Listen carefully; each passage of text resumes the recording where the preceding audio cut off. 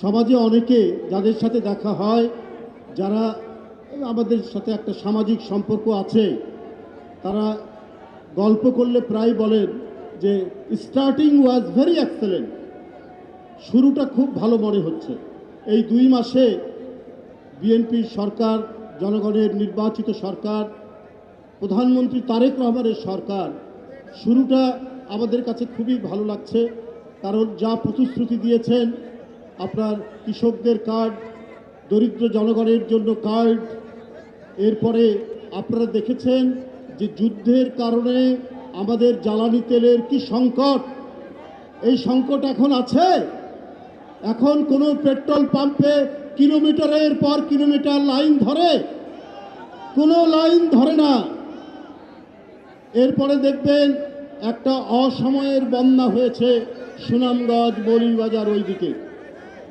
এই অসময়ের বন্যায় তিনি সাথে সাথে প্রতিশ্রুতি দিয়েছেন যে আমরা 3 মাসের কৃষকদের যে ক্ষতি হয়েছে, আমরা 3 মাসের সেই ক্ষতিপূরণ আমরা দেব। এটাই তো হলো ব্যবস্থাপনা, এটাই তো হলো দক্ষতা, এটাই তো প্রশাসনকে এবং জনগণকে ঠিক মতো পরিচালনা করার নিদর্শন। তাই মানুষ বলছে যে শুরুটা খুব ভালো, এটা কি কন্টিনিউ করবে?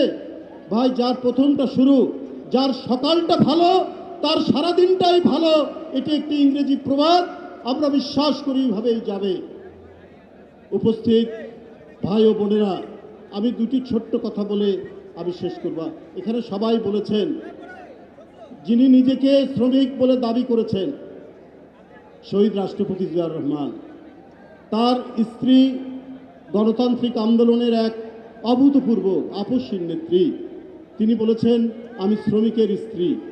আজকের এই বিশাল শ্রমিক সমাবেশে তার জ্যেষ্ঠ পুত্র, আমরা জানি যে অনেক কাজ থাকার পরেও অনেক কাজ তিনি সেখান থেকে না গিয়ে তিনি এখানে এসেছেন।